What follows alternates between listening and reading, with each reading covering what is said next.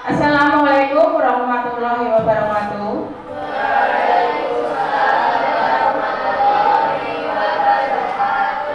Perkenalkan, nama saya Yaitu Rahayu dari SMP Negeri 1 Bedul Galar Ngawi. Saya mengajar pendidikan Pancasila kelas 7. Sekian perkenalan dari saya. Wassalamualaikum warahmatullahi wabarakatuh.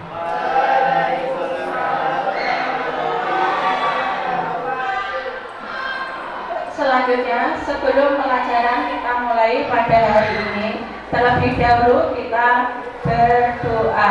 Untuk ketua kelas dipimpin untuk berdoa. Silakan. Mari teman-teman, sebelum pelajaran dimulai, berdoa terlebih dahulu. Doa dimulai. Berdoa selesai. Ya, terima kasih. Sebelum kita lanjutkan pada materi pelajaran, sudahkah kalian tadi sarapan? Terima kasih ya, karena makan pagi itu sangat penting ya, karena untuk menjaga kesehatan. Kemudian hari ini ada yang tidak masuk? Hadir semua ya. Kemudian untuk mengikuti pelajaran ya, agar kita bisa dalam mengikuti pelajaran, terlebih dahulu kita menyanyikan lagu kebangsaan Indonesia, yaitu kita menyanyikan lagu Indonesia Raya. Tolong untuk maju ke depan salah satu untuk memimpin lagu Indonesia Raya.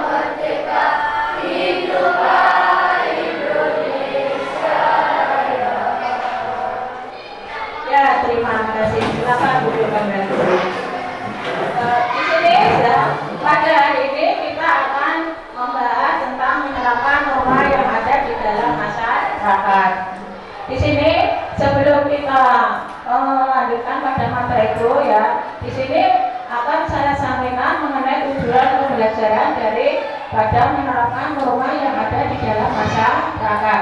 Yang pertama di sini dengan mulai tanya jawab peserta didik dapat menjelaskan norma dengan benar. Yang kedua, peserta didik dapat mengidentifikasi macam-macam norma yang ada di dalam masyarakat. Yang ketiga, peserta didik dapat peserta didik dapat mengidentifikasi fungsi norma hukum dengan benar. Yang nomor 4 ya, melalui diskusi ya, peserta didik dapat mengidentifikasi norma hukum. Yang kelima, dengan mengerjakan LKPD, peserta didik dapat menjabarkan fungsi norma hukum dalam kehidupan bermasyarakat. Itu adalah tujuan dari pembelajaran menerapkan norma di dalam kehidupan bermasyarakat. Sebelum kita lanjutkan pada materi ini, ya, terlebih dahulu saya ingin bertanya pada kalian, ya. Pada pertemuan minggu kemarin kan kita sudah membahas bab 1, sejarah kelahiran Pancasila. Sekarang mulai tanya, ya. Yang pertama, apakah kalian sudah menerapkan nilai-nilai Pancasila dalam kehidupan sehari-hari? Kalau sudah, salah satunya adalah generasi berikutnya mengenai nilai-nilai Pancasila. ya, itu adalah salah satu contoh cara menerapkan nilai-nilai ketuhanan, ya, yang ada dalam kehidupan sehari-hari. Sebagai contoh, ya, kita kan sebagai umat Islam, ya, kita itu harus dituntut mengerjakan sholat 5 waktu.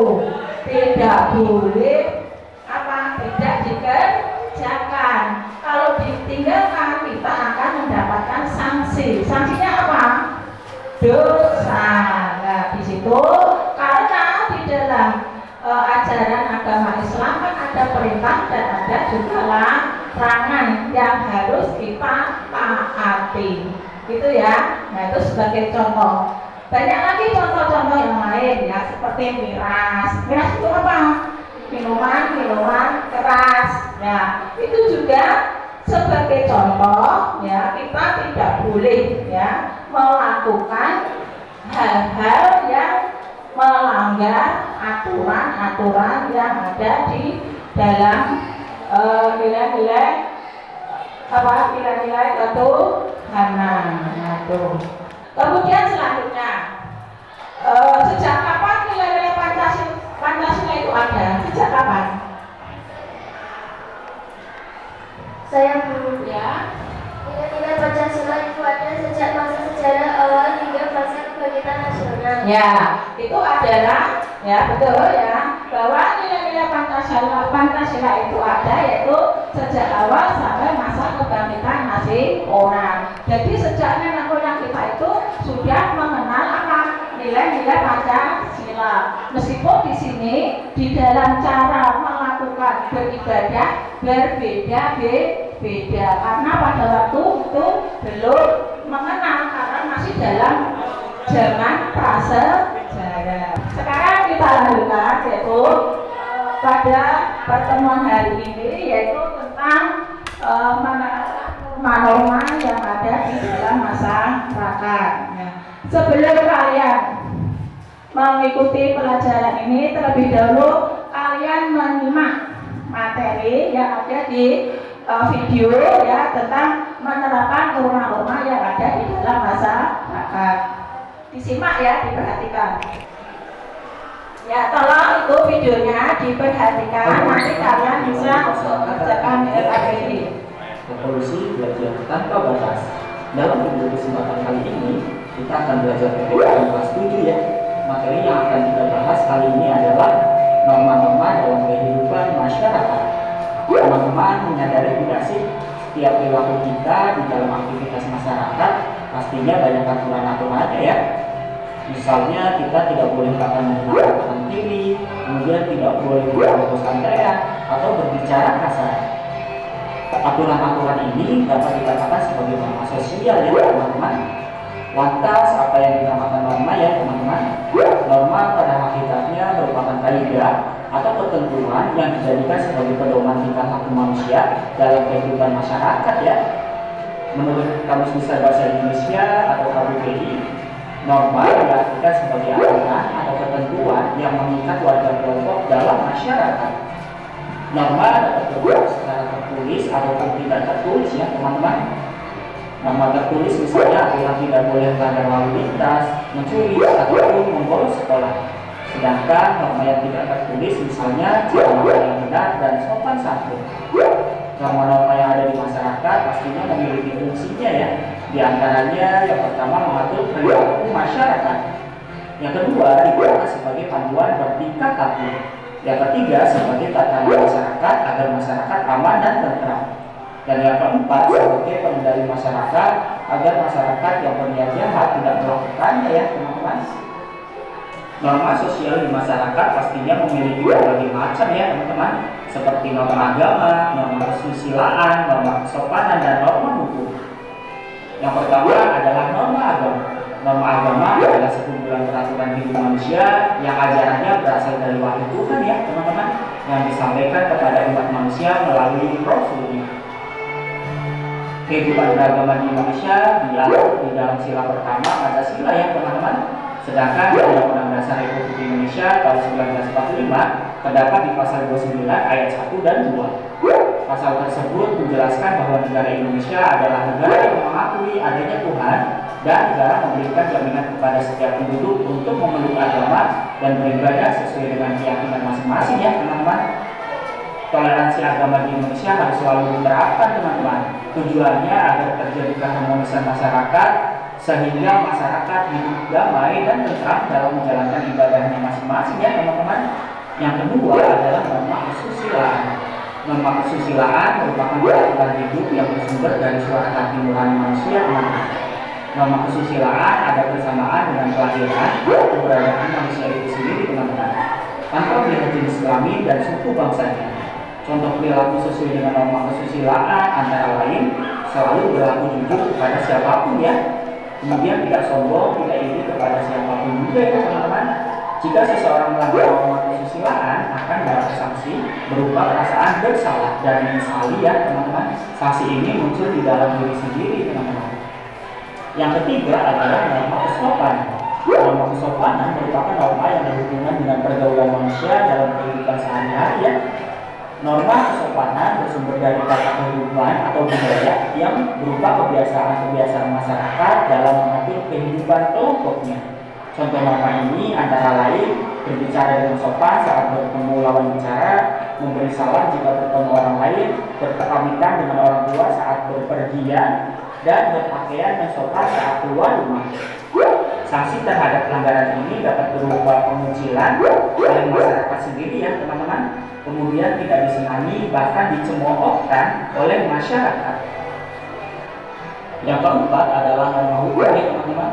Norma hukum adalah peraturan mengenai tingkah laku manusia dalam pergaulan masyarakat dan dibuat oleh badan-badan resmi negara yang bersifat memaksa teman-teman, sehingga perintah dan larangan dalam norma hukum harus ditaati oleh masyarakat teman-teman. Oleh karena itu, dalam kehidupan sehari-hari, penegak hukum seperti polisi, jaksa, dan hakim dapat memaksa seseorang untuk menaati hukum dan memberikan hukuman bagi para pelanggarnya ya. Norma hukum dapat mengatur berupa larangan tindak kejahatan dan pelanggaran, larangan melakukan korupsi, larangan merusak hutan, dan kewajiban membayar pajak ya teman-teman. Indonesia merupakan negara yang berlandaskan hukum teman-teman. Ini sesuai dengan Undang-Undang Dasar 1945 pasal 1 dan 3 yang berbunyi Indonesia adalah negara hukum. Lalu perilaku seperti apa ya yang sesuai dengan norma yang bisa kita terapkan di rumah teman-teman? Yang pertama adalah menghormati kedua orang tua teman-teman. Kedua, melakukan kewajiban sebagai umat beragama ya. Ketiga, membantu mengerjakan pekerjaan rumah dengan ikhlas. Keempat, menaati peraturan rumah yang telah disepakati oleh semua anggota keluarga. Yang kelima, melakukan kegiatan sehari-hari tanpa melupakan kewajiban sebagai anggota keluarga. Ini adalah perilaku yang bisa kita terapkan di rumah kalian masing-masing ya teman-teman. Bagaimana jika di sekolah teman-teman? Kalau kalian di sekolah bisa menerapkan perilaku seperti yang pertama, mematuhi tata tertib sekolah. Yang kedua, berdoa sebelum dan sesudah kegiatan sekolah ya. Yang ketiga, mendengar dan mematuhi perintah guru selama kegiatan belajar daring ataupun luring. Yang keempat, bersalaman dengan guru sebelum dan setelah pembelajaran usia ya teman-teman. Yang kelima, melaksanakan kewajiban tiket seperti membersihkan kelas. Yang keenam, mengerjakan ulangan tentunya dengan jujur dan tidak menyontek ya teman-teman. Lantas bagaimana dengan lingkungan masyarakat teman-teman? Di lingkungan masyarakat kita dapat berperilaku sesuai norma seperti mengucapkan permisi ketika melintasi orang yang lebih tua. Yang kedua, saling menghargai dan saling menolong ya. Yang ketiga, berperilaku ramah dan menjaga tutur bahasa ya teman-teman. Yang keempat, bergaul dan memperlakukan orang lain dengan baik. Yang kelima, mematuhi keputusan bersama dan menghargai perjanjian yang sudah dibuat bersama teman-teman. Lantas bagaimana dengan perilaku kita menggunakan media sosial ya teman-teman? Jawabannya silahkan teman-teman ditulis di kolom komentar ya. Cukup sekian pembahasan materi tentang norma-norma dalam kehidupan di masyarakat teman-teman. Salam dari kakak dan salam semangat ya. Dadah. Ya, itu adalah salah satu contoh tentang pembelajaran tentang mengenai menerapkan norma-norma yang ada di dalam masyarakat. Ya, sudah jelas dari tayangan video tadi. Sudah. Nah, kalau sudah, sekarang kita lanjutkan untuk melihat ya hasil kalian ya. Adanya penayangan video tadi, Bu Yayu ingin bertanya tentang norma hukum. Nanti kalian melihat ya gambar ya, kartun di ini ya, nanti apa yang terjadi akibat dari pelanggaran norma hukum. Kemudian gambar yang di atas ya, itu adalah merupakan pesta apa ya situ? Tentang norma apa Mas Nabil? Tentang norma agama. Yang sampingnya norma hukum ya. Kemudian bagaimana cara untuk mengatasi agar tidak terjadi pelanggaran miras? Yang angkat tangan. Ya, ayo. Kita harus apa? Mentaati peraturan-peraturan yang ada di dalam norma agama. Kemudian selanjutnya gambar yang berikutnya, yaitu tentang pelanggaran berlalu lintas. Itu adalah salah satu contoh pelanggaran dari norma apa? Oh ya, bentar ini.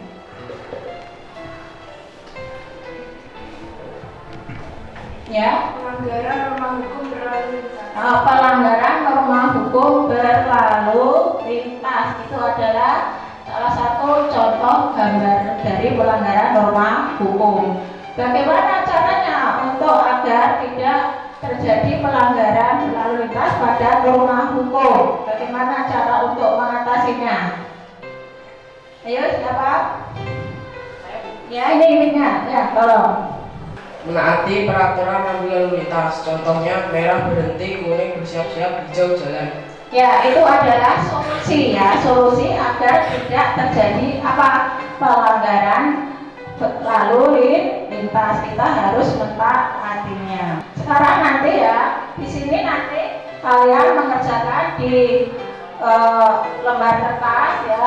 Nanti kamu akan mengerjakan macam-macam norma. Kamu memilih salah satu macam norma. Misalnya kelompok 1 norma agama, kelompok 2 gitu ya. Nanti apa yang dikerjakan? Yang pertama akibat ya, akibat dari pelanggaran norma agama, kesopanan, hukum maupun kesusilaan, itu akibatnya. Yang kedua solusi. Solusi itu atau bagaimana cara penanganannya agar tidak terjadi pelanggaran pada norma-norma tadi.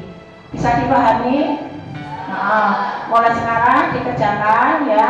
Waktunya saya beri waktu 20 menit ya, 20 menit. Tolong tiap-tiap kelompok ya harus aktif ya, harus aktif dalam berdiskusi, karena di sini di dalam panel diskusi itu adanya kegotong royongan, keaktifan para anggota kelompok. Dimulai sekarang ya.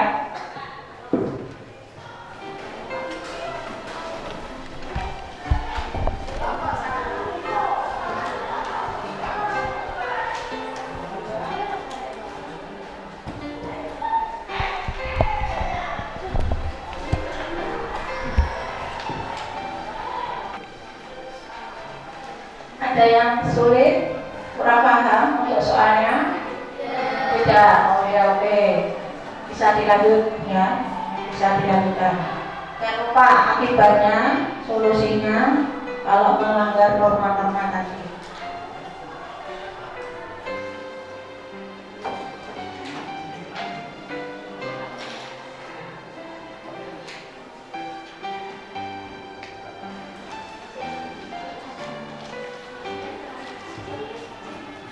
Sudah selesai? Sekarang kalau sudah dipresentasikan di depan kelas ya, dimulai dari kelompok 1. Silakan. Assalamualaikum warahmatullahi wabarakatuh.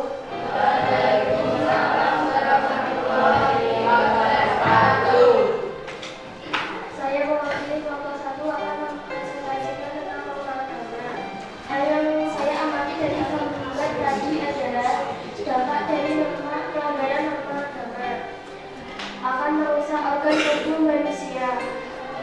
Cara mengatasi pelanggaran norma agama yaitu mengendalikan diri dari sikap dan perbuatan yang menjadi larangan-larangan di dalam norma agama. Wassalamualaikum warahmatullahi wabarakatuh. Waalaikumsalam warahmatullahi wabarakatuh. Ya, terima kasih. Kelompok 1 sudah mempresentasikan tentang norma agama. Kemudian dilanjut dengan kelompok 2. Silakan ke depan. Assalamualaikum warahmatullahi wabarakatuh.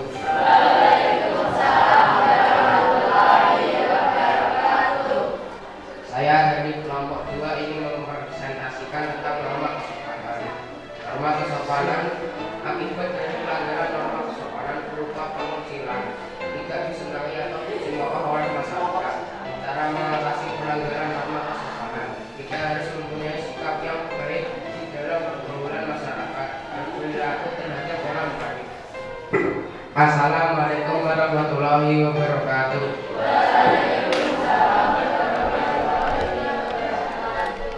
Yaitu adalah hasil diskusi dari kelompok 2 tentang norma kesopanan.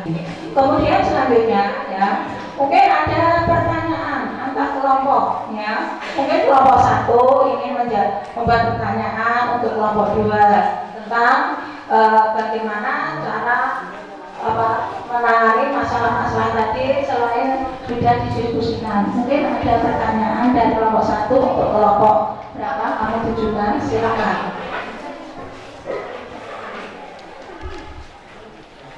Saya dari kelompok 1 akan memberi pertanyaan kepada kelompok 2. Pertanyaannya adalah, apa fungsi norma dalam kehidupan masyarakat? Apa fungsi norma dalam kehidupan bermasyarakat? Fungsi norma dalam kehidupan bermasyarakat.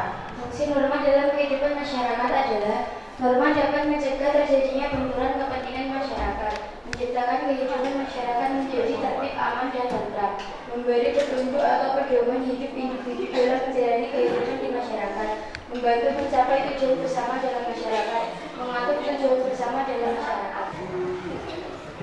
Ya, mungkin ada pertanyaan lagi yang mau disampaikan. Saya jadi kelompok 2 ingin membuat pertanyaan untuk kelompok 1. Sebutkan ciri-ciri negara hukum. Saya dari kelompok 1 akan menjawab pertanyaan dari kelompok 2. Ciri-ciri negara hukum yaitu 1. Mengatur perilaku masyarakat. 2. Sifatnya memaksa. 3. Adanya larangan dan perintah. 4. Terdapat sanksi. 5. Hukum dibuat oleh yang berwenang. Sudah? Sekarang kalau sudah ada pertanyaan ya di sini bahwa di dalam macam-macam norma ya itu ada masalah-masalah yang berbeda-beda. Misalnya di dalam norma agama ya, mengapa beliau sering buat contoh pada norma agama, karena di sini kalian itu ya di dalam melaksanakan misalnya sholat itu kalau jam sholat zuhur mesti menjadi apa? Menjadi itu loh, sering dicari oleh bapak ibu guru. Ya Pak ya. Ya, oleh sebab itu di sini kalian dengan adanya norma agama di sini kalian harus bisa merubah ya perilaku yang harus sesuai dengan norma agama. Terutama di sini contohnya adalah sholat, menjalankan sholat. Jangan sampai kalau kamu ada tugas sholat zuhur atau duha itu menjadi apa? Kok cari-carian oleh bapak ibu guru. Itu adalah yang sering terjadi di lingkungan sekolah kita. Bisa dilakukan? Bisa. Ya, terima kasih. Ya, itu harus kamu lakukan sebagai contoh semacam itu. Kemudian selanjutnya yaitu tadi dalam norma agama ya, selain itu di dalam norma agama itu kan ada perintah dan juga ada larangan. Perintah itu apa? Perintah adalah sesuatu yang harus kita kerjakan. Kalau tidak dikerjakan akan mendapatkan sanksinya apa? Dosa. Nah, kalau kita tidak melakukan ya, tidak melakukan larangannya, di sini akan mendapatkan suatu pahala. Itu di dalam norma agama. Berbeda dengan di dalam norma hukum. Ya, di situ di dalam norma hukum juga ada larangan dan ada perintah, tetapi berbeda. Kalau norma agama itu sumbernya dari wahyu Tuhan. Kalau norma hukum itu berasal dari yang membuat adalah badan-badan resmi yang berhak untuk membuat peraturan. Jadi sifatnya ada undang-undangnya. Sebagai contoh, misalnya kamu mencuri, misalnya lo ya, mencuri kambing tetangga, itu bisa dikenakan sanksi hukum. Nah, selain hukum juga kamu berdosa. Itu katanya dengan norma agama. Mungkin kurang lebihnya Bu Yayu di dalam menyampaikan materi hari ini sampai di sini ya. Kurang lebihnya minta maaf. Wassalamualaikum warahmatullahi wabarakatuh.